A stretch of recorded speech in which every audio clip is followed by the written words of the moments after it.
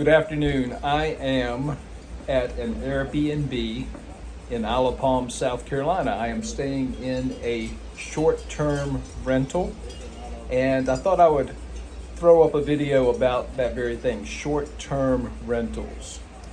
Airbnb, VRBO, you've heard of sites like this where you can just rent directly, most often from a property owner, and stay somewhere for just 2 or 3 days, maybe a week. And of course, sometimes they will rent their places longer term. But thought I would just mention today the idea, why an investor would want to do a short-term rental. Well, first of all, the nightly rate is a whole lot higher than if you were renting it by the month. And if you can keep a string of short-term tenants in your unit, at the end of the month, you'll have a whole lot more gain, a whole lot more money earned than if you were renting it by the month.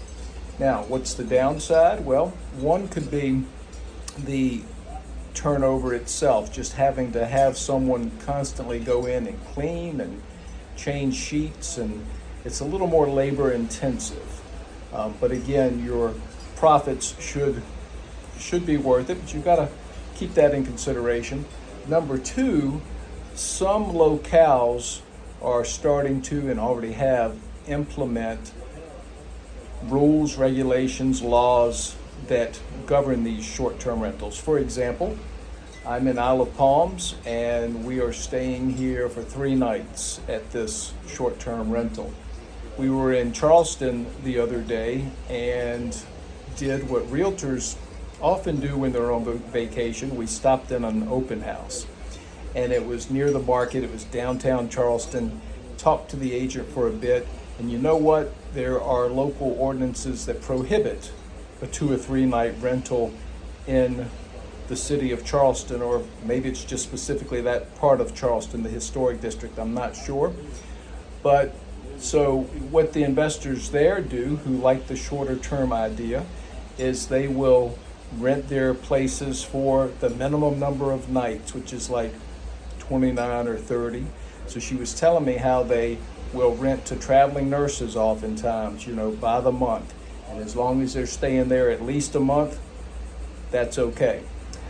Each city has its own ordinance, and you got to be careful if you're going to buy a short-term rental you want to do Airbnb with, to make sure that those local laws will allow you to do what you want to do.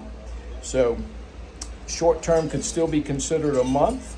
In most places, you're safe if you're just targeting a monthly tenant, or maybe you can let somebody go month to month, and it's good for people who are traveling and just working somewhere temporarily. They don't need a whole year. It's good for people who are building a home and they need a place to stay while their house is being built, or maybe somebody's trying to find a home and they haven't been able to, and they like this month-to-month type situation that will bridge the gap.